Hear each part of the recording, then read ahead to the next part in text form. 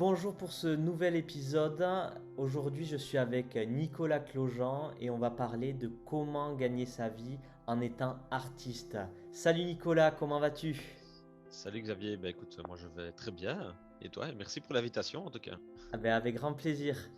Ce que je te propose pour démarrer ce podcast, c'est que tu nous partages rapidement ce que tu fais aujourd'hui.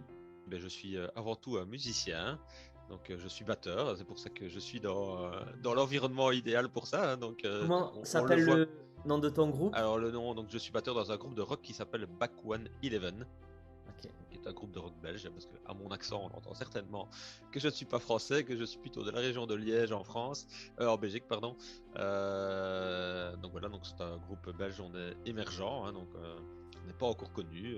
On a un premier single qui sortira ici au mois de juin normalement.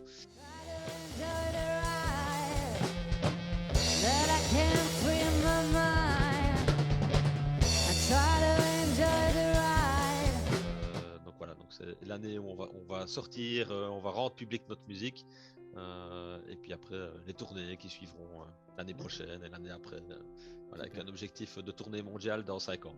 Donc, Ok. voilà. Ok. Et donc on est 4 dans le groupe, il y a un guitariste qui compose, une chanteuse, un bassiste et moi qui suis à la batterie. Donc ça c'est ce que je fais aujourd'hui. Alors je n'en vis pas encore, hein, clairement. Et donc à côté de ça je suis aussi entrepreneur et j'essaie de développer des projets tout en restant autour de la musique, pour à la fois permettre aux artistes d'avoir des ressources de revenus complémentaires et à la fois offrir du rêve au public de ces artistes. Et par quel intermédiaire tu fais ça? Alors ici, donc là je suis en train de développer une nouvelle idée qui est en fait de permettre de rencontrer son artiste préféré, mais de manière digitale. Parce que physiquement c'est quelque chose de très compliqué à organiser. Donc l'idée est de développer un outil, quel qu'il soit, que ce soit un site web, une application, hein, ça c'est encore à définir, pour permettre au public de rencontrer leur artiste, de passer 5-10 minutes de manière complètement privée, donc avoir vraiment un échange en toute authenticité avec l'artiste. Ok. Et comment s'appelle ce nouveau projet? Alors, le nom restera probablement le nom que j'ai sur mon t-shirt, hein, qui s'appelle Glinka, parce que le nom est tout à fait valable, puisque c'est vraiment la création du lien entre l'artiste et son public. Donc ça, c'est un projet que j'avais entamé il y a un an, qui lui était plus spécifiquement sur des concerts digitaux, Oui. mais interactifs, qui existent toujours, mais qui me prend beaucoup d'énergie. On aura peut-être l'occasion d'en reparler. Et Ok. donc ça, c'est aussi une réflexion personnelle qui fait que voilà, j'ai plutôt Que- décidé de vraiment passer mon énergie sur mon propre projet artistique. Et quelle est la signification de Glinka? Alors, Glinkat a le GE, qui est pour le geek en anglais, d'accord? Donc concert en anglais. Puis le link, qui est pour le lien entre Hmm. l'artiste et son public. Et le A, c'est pour art.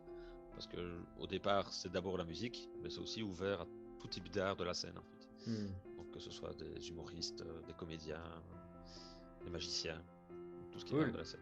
Ouais, super. Tu as développé voilà, des compétences dans la musique, tu es batteur, tu fais partie d'un groupe, Oui. tu développes un projet pour voilà, connecter des fans à leur chanteur préféré. Mhm. Et est-ce que tu pourrais nous dire comment t'en es arrivé là, un peu ton passé de comment t'en es arrivé à vraiment faire de la musique quelque chose, une passion en fait. Mm. Alors, la musique, ça a toujours été présent dans ma vie. Donc, je suis issu d'une famille de musiciens. Mon papa est saxophoniste, mon grand-père était trompettiste. J'ai plusieurs oncles qui font de la musique, donc ça a toujours été là. Euh, donc, moi, j'ai commencé la musique à l'âge de 5 ans. Wow. Alors, comment j'ai découvert ça et comment je me suis mis à la batterie? En fait, moi, je m'en souviens pas, mais en tout cas, c'est ce qu'on m'a raconté. À l'âge de 3 ans, j'ai été voir un concert avec mon papa jouait dans une harmonie ou une fanfare. Je me suis assis à côté du batteur pendant 2 heures. Et j'ai pas bougé. Je l'ai regardé, je l'ai écouté. Et donc c'est comme ça que voilà, C'est ouf. je n'ai jamais quitté cet instrument-là. Euh, et donc la musique a toujours été présente à différents niveaux dans ma vie. Et à quel Euh, âge tu as commencé à jouer de la batterie? Alors la batterie, c'est à l'âge de 7 ans. Parce qu'à 5 ans, on commence par l'éveil musical, hein, Ouais. découvrir un petit peu ça. Et à 7 ans, j'ai commencé vraiment d'abord une des parties de la batterie. Et puis je pense que ça doit être à 8-9 ans où là, on commence à vraiment jouer avec toute la batterie, quoi. J'ai fait tout ce qu'on appelle l'académie, donc ta filière, l'école de la musique ici en Belgique. Ouais. J'ai même voulu être professionnel à ce niveau-là, donc rentrer au conservatoire ici à Liège. Le problème des batteurs, c'est le solfège. J'ai raté 2 fois l'examen d'entrée et puis j'ai abandonné. Ok. Et donc là, voilà. Mais je suis, voilà, j'ai toujours été toujours une chose importante. Alors là, j'ai toujours, justement, quand j'ai voulu devenir professionnel, je voulais avoir cette double casquette, être à la fois vivre de ma musique et à la fois autre chose, hein. Donc j'avais entamé des études à l'université, une école de commerce ici en Belgique, parce que bon, j'avais toujours eu envie aussi de créer des entreprises. Ça a toujours été une envie dans ma tête, même si c'est venu bien plus tard. En tout cas, l'envie était là dès le début. Donc je voulais toujours avoir cette double casquette. Alors la vie a fait que vie de famille, on a créé une famille, des enfants, une maison. Bah, je me suis un peu égaré par rapport à ce chemin-là. Donc je suis plutôt, voilà, j'ai fait mes études, je suis rentré plutôt dans des fonctions plus traditionnelles comme commercial, chef de projet dans différentes sociétés. Et puis voilà, ça a duré 15 ans. Et puis boum, licenciement il y a 2 ans et demi maintenant. Et là, je me suis dit, non, maintenant c'est maintenant. Si je le fais pas maintenant, je le ferai jamais. Il faut que je cherche un projet à développer. Et est-ce que tu te plaisais dans cette situation de commercial Non, dans... non, c'est quelque chose que je me suis jamais vraiment épanoui. Ok. Je pense d'ailleurs que c'est pour ça que je n'ai jamais eu non plus des résultats phénoménaux. Hmm. Donc voilà, c'est clairement quelque chose qui me plaisait pas que je faisais. Mais il n'y avait Voilà, pas parce de que déclencheur ou de mal assez fort pour te faire non, changer à ce moment-là? non, effectivement. Et donc c'est vraiment la dernière expérience où ça s'est vraiment pas très bien passé, qui a à mon avis déclenché quelque chose. Donc ça s'est finalisé par un licenciement. Là j'ai commencé à travailler sur un premier projet entrepreneurial, pardon, qui n'avait rien à voir avec la musique. J'étais dans le nettoyage industriel. Je sais pas pourquoi je suis parti sur cette idée-là, on ne sait pas toujours pourquoi. Et puis alors j'ai découvert le développement personnel Ouais. lors d'une formation. Donc j'ai vu c'est là que j'ai découvert ça, parce que moi je connaissais pas du tout ce milieu-là. Hmm. Par André Roberti, je sais pas si tu as déjà entendu parler. Oui. Voilà. Mhm. Qui est venu faire une conférence, qui a commencé à parler de ses valeurs. C'est là que j'ai commencé à me poser la question, mais en fait je ne les connais pas. Hmm. Et c'est comme ça que ma réflexion a commencé. Donc, et là j'ai abandonné ce premier projet parce que je me suis rendu compte que ça ne me correspondait pas du tout. Même si je ne me connaissais pas encore beaucoup parce que je commençais vraiment le chemin, je me suis dit non, ça c'est pas pour moi. Donc ça faisait 9 mois que je travaillais dessus, j'ai plaqué ça. Et là j'ai commencé à réfléchir et c'est là que je me suis dit qu'est-ce qui a toujours été important pour moi et présent pour moi, c'est la musique. Et donc il faut que je fasse quelque chose par rapport à ça. Hmm. Ouais, le projet industriel, là, c'était un peu. T'as regardé à l'extérieur ce qu'il y avait. Voilà, c'était certainement par opportunisme, opportunité. Je me suis dit tiens, c'est une Ouais. bonne opportunité, mais ça ne me correspondait pas du tout, quoi. Et Donc, après, là, cette conférence, ça t'a permis de te ouais, recentrer sur mm, toi, de ouais. En savoir tout cas, de quels projets commencer t'es à me là. recentrer sur moi, quoi. Ouais. Hmm. Même si tu le sais C'est sûrement, le chemin n'est jamais fini. c'est hyper important. Il y a beaucoup d'entrepreneurs qui vont se perdre comme ça parce qu'on a une propension à regarder à l'extérieur ce qui est disponible en fait, Mm, au lieu d'aller regarder en soi ce qui est déjà là et ce qui va résonner pleinement en nous, quoi. On est souvent à regarder, ah ben il y a ça, il y a ces opportunités, tout ça. mm, Et je vois qu'il y a encore pas mal d'entrepreneurs qui parlent de l'opportunité, de faites de l'argent comme ci, comme ça, mm. sans, ben, ça amène certaines personnes à aller dans des projets qui sont pas pleinement connectés avec eux, quoi. Ouais, Et c'est donc clair. toi, voilà, tu t'es dit, ben voilà, il y a toujours eu la musique, ce fil rouge qui a toujours été là, et donc tu es pleinement allé là-dedans. Mm, voilà. Et donc là, c'était en pleine période de confinement avec le Covid. Ouais. Donc la culture était complètement à l'arrêt. Donc on pouvait plus faire de concerts, plus rien. Et donc d'où l'idée de Glinka de faire des concerts digitaux. C'était pour trouver une réponse à cette problématique, de pouvoir refaire des concerts même si on ne savait pas le faire avec du public, quoi. Et donc l'idée était de faire des concerts digitaux mais avec un vrai public. Donc clairement, bah, j'utilise Zoom. Et donc, l'artiste peut voir les gens qui sont connectés à distance comme ça. Et donc, oui, c'est pas un vrai public, c'est un public à distance, mais c'est un vrai public quand même. Il y a des énergies qui passent au travers des écrans. Voilà. Ça, c'est comme ça que j'ai commencé. Mais c'est un projet qui est très énergivore dans le sens où il faut convaincre. Il y a beaucoup d'éducation à faire parce que les gens ne connaissent pas ce concept-là, y compris les artistes, y compris le public. Il y a beaucoup de logistique à prévoir au moment du concert. Voilà. Et pourquoi ça ne prenait pas? Certainement parce que c'était pas totalement aligné à moi non plus. Donc c'est là aussi que j'ai commencé à pourquoi est-ce que ça ne marche pas? Et donc c'est là aussi que j'ai pris la décision de plus me recentrer sur mon projet artistique. Parce que c'est vraiment ça en fait que moi je rêve, c'est d'être sur scène, derrière ma batterie et de parcourir le monde sur scène. Donc ça c'est vraiment mon envie. Et donc là je me suis dit, ok, le projet il est là, je ne l'abandonne pas, s'il y a des opportunités qui se présentent, je les saisirai. Ouais. Mais c'est pas quelque chose où je vais mettre de l'énergie, continuer à mettre de l'énergie à 100%. Donc l'énergie, je vais plutôt vraiment la remettre sur mon projet artistique, parce qu'un projet artistique aujourd'hui, c'est une vraie entreprise. Il faut vraiment le développer comme une entreprise. Et à côté de ça, j'essaie plutôt de développer des projets qui peuvent être, entre guillemets, automatisés, qui peuvent permettre d'avoir des revenus supplémentaires, tout en restant dans le domaine artistique, de rencontrer des gens dans le secteur culturel, mais en gardant une majorité de temps pour mon propre projet. D'accord. Et notamment cette application pour connecter ces artistes à leur fanbase. Tout à fait. Ouais. Ok.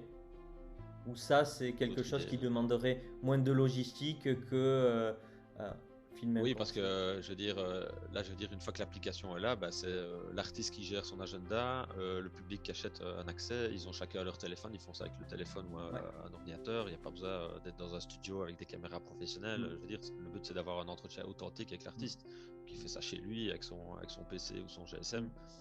Il n'y a pas de logistique derrière.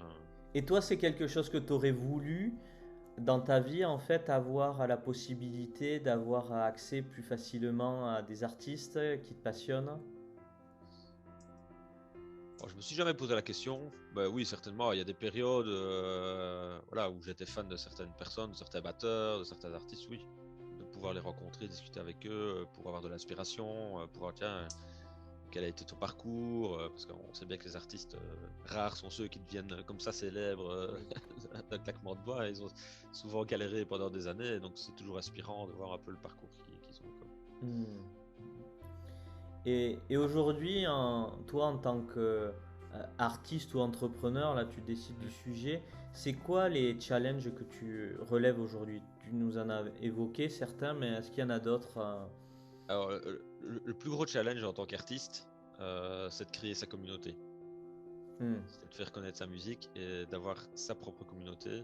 Parce qu'aujourd'hui, on n'est plus. Il y a 40 ans, c'était un producteur qui allait chercher les groupes. Il disait, lui, il a du talent, je vais mettre de l'argent dessus pour le faire développer. Aujourd'hui, c'est plus comme ça que ça se passe. Aujourd'hui, les producteurs ne prennent plus de risques. Donc, il faut d'abord que toi, tu te fasses une petite communauté, que tu puisses déjà valoriser ta musique auprès de cette petite communauté. Et puis là, ils vont se dire, ok, il peut le faire avec une petite communauté. Donc, effectivement, il y a du potentiel. Et là, il peut décider de mettre plus de moyens pour faire grandir ça.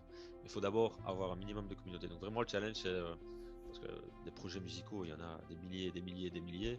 Donc c'est vraiment nous-mêmes aller développer une petite communauté, déjà vendre des choses à cette petite communauté, pour éventuellement pouvoir convaincre le plus grand ou pas, parce qu'on peut très bien continuer nous-mêmes et à un moment donné créer notre équipe nous-mêmes sans faire appel à une société de production, être nos propres producteurs et évoluer comme ça. Et cette communauté, c'est quoi? C'est en présentiel, sur les réseaux? Alors aujourd'hui, pour les artistes émergents comme nous, c'est principalement par les réseaux. Parce que c'est là qu'on peut toucher des gens, c'est l'avantage, puisque en présentiel, non, parce que les programmateurs aujourd'hui ne programment plus beaucoup des groupes émergents. Il faut déjà avoir une certaine reconnaissance. Donc c'est principalement par les réseaux qu'on peut développer une première communauté. Ok. Et donc, toi, t'en es où enfin, votre groupe, il en est où par rapport à ça? Alors, par rapport à ça, nous, c'est une prise de conscience qu'on a fait fin d'année passée par rapport à ça. Donc là, c'est vraiment le travail que l'on fait actuellement. Donc, typiquement, sur Facebook, on a créé un groupe privé. Plutôt que d'avoir des pages, etc., on a créé un groupe privé parce que ça a beaucoup plus de visibilité avec ça. Donc là, on essaye de faire grandir ce groupe-là. Donc là, on a démarré au mois de novembre, je pense. On est à 600 membres. Donc voilà, on essaye et derrière de mettre une stratégie de communication, mais tout en restant très authentique. Donc c'est ça aussi, c'est de trouver qu'est-ce qui va faire connexion entre nous et notre communauté, quoi. Et donc c'est de mettre en valeur nos valeurs. Donc là, on essaye pas uniquement parler de notre musique, quoi, parce qu'il faut pas pousser notre musique tout le temps. Il faut trouver d'autres sujets qui connectent entre nous et notre communauté. Comment s'appelle ce groupe? Enfin, un groupe Facebook? Le groupe Facebook, alors nous on l'a appelé First Class Passenger. Alors Ok. pourquoi? Parce que Back 111, en fait, c'est un nom d'avion, c'est un ancien avion anglais. Et donc nous on appelle notre public les passagers, puisque comme c'est un nom d'avion, ça fait un petit lien, donc on appelait ça First Class Passenger, donc passager de première classe. Ok, ben je mettrai le lien pour les personnes qui veulent rejoindre le groupe. Et comme ça pourra, si ça Ok, peut amener des, des gens de peu importe où les auditeurs seront, ça sera cool. Voilà, s'ils aiment le rock, parce que c'est du rock. Ouais, ouais. Et les valeurs qu'on essaye de mettre en avant, qui sont très importantes pour nous, c'est tout ce qui est bien-être, protection de la planète. Donc on est très engagé dans tout ce qui est zéro déchet, protection de l'environnement, etc. Et donc c'est des choses qu'on essaye de mettre en place. Et aussi le fait de ne pas être un mouton, et donc de ne pas nécessairement suivre tout ce que disent les médias, et de plutôt se faire sa propre opinion. Donc c'est des choses importantes qu'on met en avant dans le groupe. Et que vous mettez en avant, alors est-ce que c'est à travers les chansons que vous chantez ou à travers des actions annexes que vous déployez? Les deux, en fait, les deux. On le prend en compte dans les paroles, donc ça c'est une chose, mais aussi dans les actions de la vie de tous les jours. Okay. Et même par rapport au projet musical. Donc, par exemple, on s'est dit, tout ce qui est plateforme de streaming comme Spotify, etc., c'est des choses qu'on n'a pas le choix aujourd'hui en tant qu'artiste d'être dessus, même si on sait que derrière, ils ne rémunèrent pas bien les artistes. On s'est dit, voilà, ok, on s'y mettra dessus. Et s'il y a des revenus qui sont générés par rapport à ça, on ne les prendra pas pour nous parce qu'on ne respecte pas les valeurs de Spotify, on le redistribuerait à des associations ou à des choses qui sont actives dans le développement durable, par exemple. Et autre action, par exemple, dans la communication, on met en avant que nous, par exemple, on favorise l'achat en vrac. On va communiquer là-dessus. Donc, on va donner des conseils. Et tiens, qu'est-ce qu'on peut faire pour avoir un impact sur l'avenir? L'achat en vrac, ce genre de choses, produits locaux, tout ça. Et donc, ça, on met en avant, on fait des petites vidéos où on montre ce que nous, on fait. D'accord, ok. Ouais, c'est à travers ce que vous partagez dans le groupe, c'est pas seulement de la musique, mais c'est aussi des valeurs que vous avez, que vous voulez transmettre pour protéger la planète, des valeurs qui vous tiennent à cœur. Parce que nous, on est convaincus que c'est comme ça qu'on va créer un lien avec notre communauté aussi. Il y a des gens qui pourraient très bien nous connaître par nos valeurs et pas par notre musique. Ouais. Et c'est plus une approche différente dans le sens où vous voulez pas juste être connu pour votre musique, ce que vous apportez, mais pour tout cette façon de vivre plus éco-responsable, on va dire. Ok, tout à fait. Et effectivement, nous, notre objectif en faisant de la musique, c'est pas juste faire de la musique. Ouais. C'est changer le monde au travers de notre musique.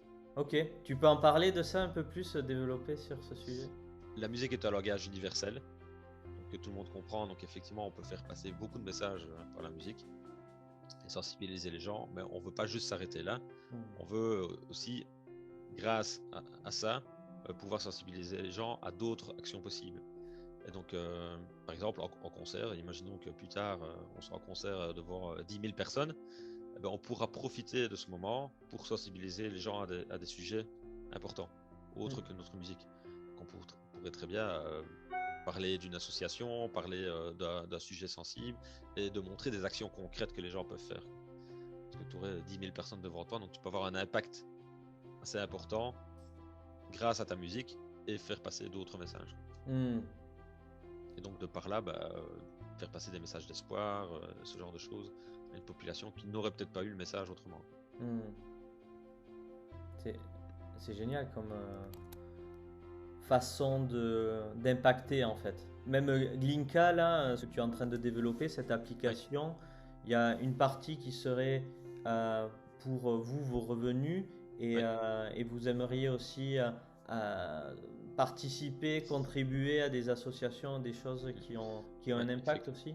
effectivement, l'objectif c'est vraiment d'avoir une répartition entre bah, la société pour bien sûr couvrir les frais et gagner Ben notre ouais, vie aussi, hein, il ça faut c'est d'abord ça, être c'est un minimum. rentable, faut Voilà, se donner à soi pour mieux donner aux autres après, hein, c'est ce exactement. qu'on dit. Donc répartir ça entre l'artiste et des associations.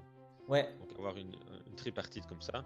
Et alors les artistes connus, donc ça c'est une hypothèse que je fais encore aujourd'hui, mais les artistes connus qui se diraient, moi honnêtement, c'est pas ça qui va changer ma vie au niveau et rémunération. oui, Ma partie, bah, moi je la reverse aux associations. ouais, Donc là on pourrait avoir bah, juste un une meilleure choix, deux parties quoi. un choix de rémunération, Ouais, est-ce que de l'artiste veut l'artiste. le prendre ou est-ce qu'il veut Oui, le tout à donner à fait. certaines associations? Oui. Il y aura d'office une partie aux associations, mais il pourrait l'artiste lui se dire bah, ma partie je la donne aussi à l'association.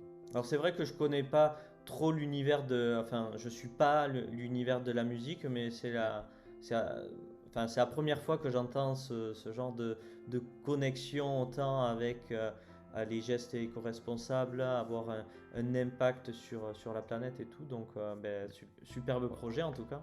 Ouais, il y a d'autres artistes qui le font, hein, mais effectivement, ça commence, c'est le début. Ouais, Mais les artistes sont aussi en recherche de voilà, comment est-ce qu'on peut faire passer certains messages. quand tu mobilises aussi du monde, ben, si tu as des belles valeurs à transmettre, ben, ils sont là les gens, donc ouais, autant en profiter et, euh, et les aider peut-être à faire une transition euh, dans leur mode de vie, dans leur façon Hmm, de tout à peut-être fait. de consommer et tout ça. Ouais. Il y a un artiste qui le fait très bien en France, qui est connu, bah, tu le connais peut-être, c'est Chaka Punk.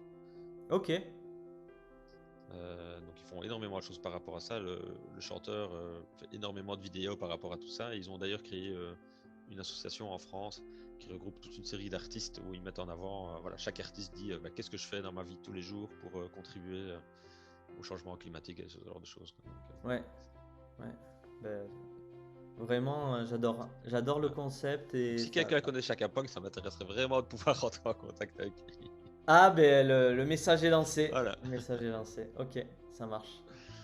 Ça marche. Et donc, quelle est la vision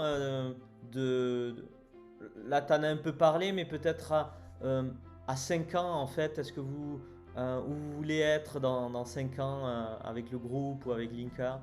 Ouais, alors, avec le groupe, c'est clairement, on veut faire une tournée mondiale, hein, donc de pouvoir partir peut-être toute une année, faire des concerts un peu partout dans le monde. Vous chantez en anglais? On chante en anglais, hein. Ok. Ouais, ouais.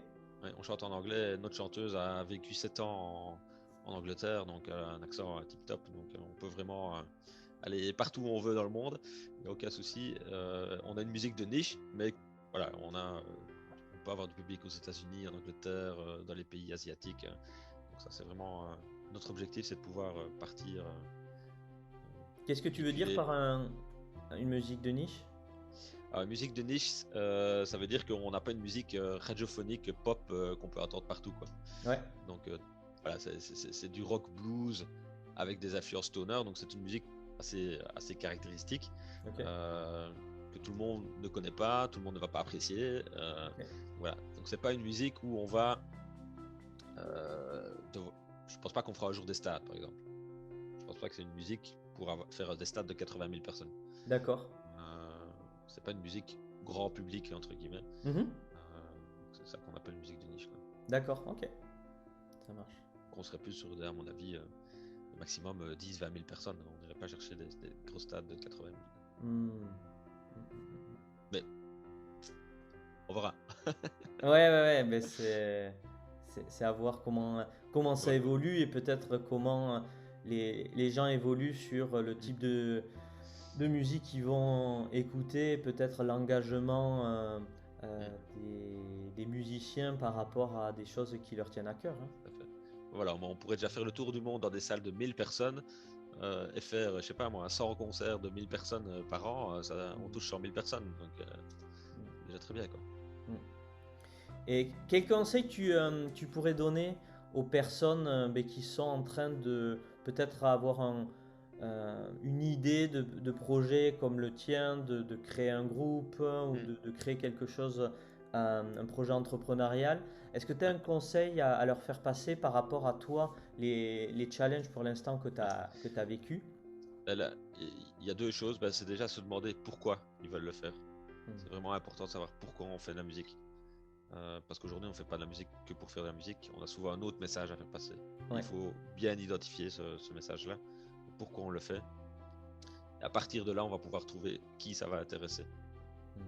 Parce que comme dans tout projet entrepreneurial, il faut savoir sa cible, son persona, son avatar, voilà, son client idéal, hein, parce qu'en musique, on peut parler de client Oui. idéal, donc son auditeur idéal, bah, qui c'est. De pouvoir aller comme ça le chercher de manière bien précise, parce qu'on ne peut pas se dire dans la musique qu'on va toucher tout le monde. Non, c'est comme partout, si tu veux toucher tout le monde, tu touches personne. Donc il faut vraiment identifier, et il faut d'abord savoir pourquoi on le fait, et comme ça on sait plus facilement trouver les personnes Hmm. qui peuvent Et être toi, intéressées. pourquoi ça te touche, cette contribution à- à tout ce qui est Hmm. ces valeurs-là, des co-responsabilités et tout ce à quoi tu contribues? Ouais. Alors pourquoi ça me touche? Alors déjà moi j'ai 4 enfants, donc on n'est pas la famille la moins consommatrice, ça va aller. Donc le déclic s'est vraiment fait là, à un moment donné où on s'est vu, mais les quantités de déchets qu'on pouvait créer, rien que nous, Ah oui. en tant que famille de 6, non, c'est pas possible. Et puis bon, voilà, tout ce qu'on en parle, etc. euh, Clairement, si on continue comme ça, je pense qu'on va quand même droit dans le mur au niveau de Ouais. l'humanité. Mm. Donc il y a des changements qui doivent se faire. Euh, et on doit commencer par des actions de tous les jours pour chacun, même si et clairement, ça peut ne pas suffire, hein. Il faut aussi que ça se fasse à plus grande échelle. Mais si on peut déjà sensibiliser des milliers de personnes à faire des petites actions chacun, c'est déjà un grand pas, quoi. Mm. Ouais. Ouais, c'est vrai que même moi, je m'en rends compte. C'est pour ça que j'aime bien acheter même des produits qui sont pas déjà trop packagés et tout Mm, ça, parce que je me dis, mais attends, j'utilise juste le paquet, c'est juste pour le visualiser ce qu'il y a dans le magasin et je le jette après. mm, Et moi, ça, c'est pareil. J'ai toujours eu en fait, je pense, ce lien avec le pas trop pollué ou pas trop. Euh, et c'est vrai que quand on fait les courses, c'est assez mm. compliqué de ne pas avoir de déchets en fait. Ouais, c'est clair. C'est pour ça que je pense que les magasins qui vendent en vrac En est un vrac, ouais. marché qui est en train d'exploser aussi, parce que Ouais. rien que moi dans ma région, sur les deux dernières années, il y a 5 ou 6 magasins qui ont ouvert, donc ça n'existait pas avant. Donc ça veut dire que les gens voilà, se conscientisent par rapport à ça, que déjà, rien que le fait d'acheter en vrac sans emballage, bah, ça change déjà beaucoup de choses, quoi. Ouais. Mais c'est clair que c'est pas le plus simple, hein. C'est sûr que c'est plus simple d'aller dans un supermarché, de faire ses courses dans un supermarché que d'aller dans un magasin en vrac. Ça, c'est clair. Donc, il y a des gens qui sont aussi. Ouais, ok, mais pas le temps, quoi. Et voilà, ça, c'est Mm. la course au temps aussi. Mm. Comme tout le monde, quoi. Mm. Ouais, ouais, mais au fur et à mesure, il y aura des façons de faire de plus en plus appropriées à ces valeurs qui sont importantes pour nous, quoi. Ouais, C'est juste des solutions peut-être qui doivent évoluer pour que ça soit peut-être moins contraignant. ouais. Et, voilà, et plus particulièrement au niveau de la culture et de la musique, bah, des actions, par exemple, bah, quand on est en concert, bah, nous, en fait, quand un groupe doit remettre une fiche technique à l'organisateur du concert, avec toutes ses exigences en termes techniques Ouais. et autres, et dedans aussi tu mets tes exigences bah, dans la loge, qu'est-ce que j'ai envie pour manger, blabla. Bah, nous, typiquement, on va mettre, bah, on ne veut consommer que des produits locaux et idéalement bio, Mm. et on veut pas de bouteilles en plastique sur scène. Bon, clairement, aujourd'hui, on va pas avoir ça partout, hein. Il y en a qui vont se dire, bon, vous êtes bien gentil, mais voilà. Donc, on n'a pas encore aussi la visibilité que pour vraiment Ouais. l'exiger, mais en tout cas, on le met. Bon, bien sûr, on l'aura pas toujours, mais en tout cas, on le met Mm. bah, dans les trajets aussi. Quand tu organises une tournée, bah, éviter bah, déjà en Europe de prendre l'avion. Donc, il faut organiser aussi ces tournées pour pouvoir soit prendre le train, ou en tout cas un minibus si vraiment on n'a pas le choix, mais si on pouvait prendre le train, ce serait idéal, par exemple, de faire les tournées en train. Voilà, tout ça, c'est des choses à prendre en compte aussi en tant que musicien par rapport à ça. On voit déjà dans des concerts, des fois, on te donne pas des verres qui sont jetables Ouais, et que tu retrouves par terre, souvent avec une caution, machin, ouais, pour s'assurer que les gens ramènent le truc. Donc, il y a déjà des choses qui commencent à se faire, bien mais c'est sûr. sûr qu'on est loin de, quand on regarde tous les déchets qui sont produits, il y a de la marge, on a encore beaucoup de choses à faire là-dessus. Ouais. Ce qu'il y a aussi beaucoup à faire dans tout ce qui est gros événements comme ça, la grosse majorité de la population, c'est le déplacement des gens. Ouais, Donc il faut aussi jouer sur d'autres choses que sur place. Il y a aussi tout l'aspect comment les gens arrivent sur le lieu. Parce que si tout le monde vient en voiture, c'est clairement oui, c'est un impact énorme au niveau de la pollution. Donc il faut aussi voilà, prendre en compte où je fais mon événement, peut-être accessible facilement en transport en commun, peut-être travailler avec les sociétés de transport en commun en amont pour prévoir des navettes ou des choses comme ça, oui. euh, pour justement éviter aussi que tout le monde ne vienne en voiture. Hmm, Parce que c'est le plus gros impact d'un événement, c'est le déplacement des gens. ouais. Si Mais déjà on peut réduire ça, c'est c'est énorme. vrai que, donc moi, c'est assez simple comme là je suis célibataire, hein, mais j'ai plus de voiture. Ouais, J'ai plus de voiture et c'est vrai que n'ayant plus de voiture, je réfléchis plus en transport en commun. Donc j'ai mm. accès à des voitures en fait, Oui, c'est ça. en- euh, ça s'appelle Cities, où tu as Mhm. accès à des voitures donc Voiture si j'en ai partagée, ouais, vraiment besoin. Mais en tout cas, de plus avoir la voiture, ça me fait réfléchir autrement. clair. Et Et, typiquement, nous on en a plus qu'une dans la famille, eh, parce qu'on n'a pas le choix, parce que vu où on habite, on ne sait pas aller oui, partout en transport en commun, oui, parce qu'on n'habite pas en ville. Mais voilà, on en a plus qu'une. Et clairement, on s'est dit, si on peut vraiment éviter d'en racheter une deuxième, on le fait. On va vraiment tout faire. ouais. Du coup, effectivement, on prend plus les transports en commun Mm. qu'avant. Mais même, tu vois, à Toulouse, il faudrait qu'il y ait. Ouais, enfin, là, il y en a des voitures en libre accès.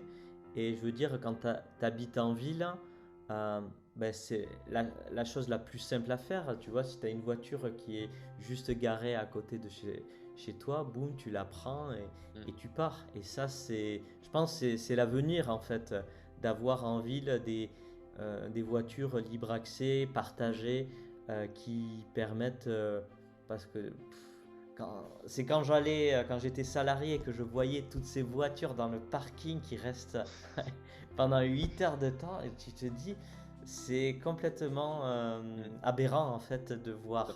de voir ça en fait. Ouais, C'est fou quoi. c'est clair. Mais c'est des changements de comportement chez les gens aussi. Hein, Ouais, ouais. ouais. Parce que même si tu regardes la voiture, le terme, enfin, ce qu'on fait de la voiture, on l'utilise 1 à 2 heures par jour.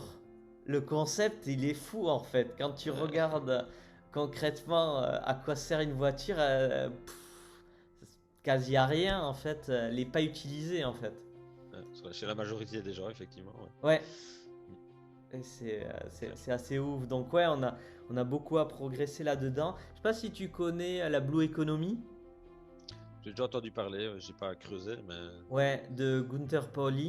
ok. Et enfin, moi, ça me fait kiffer vraiment ce qu'ils font. C'est que c'est vraiment réutiliser même les déchets. Ouais. C'est-à-dire que, ben, par exemple, le café, tu as 98% de biomasse. Mm. Donc, c'est-à-dire que c'est un déchet, tu as juste le grain que tu utilises. Et donc, c'est de réfléchir comment tu utilises Ouais. le déchet dans un but de ben, faire de l'engrais ou des choses qui vont apporter de la valeur et, Mm. et pas être cramé en fait ou pas être enfin, utilisé comme un Jeter, pas déchet jeter. mais Ouais. vraiment une réutilisation. Mm. Donc voilà, c'est quelque chose qui me parle et Tu m'as dit comment le. Donc c'est Blue Economy de qui? Gunther Pauli, Pauli.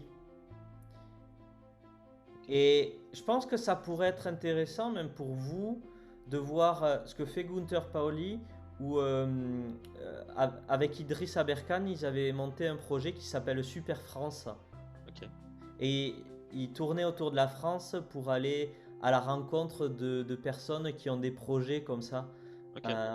éco-responsables, avec des valeurs Mhm.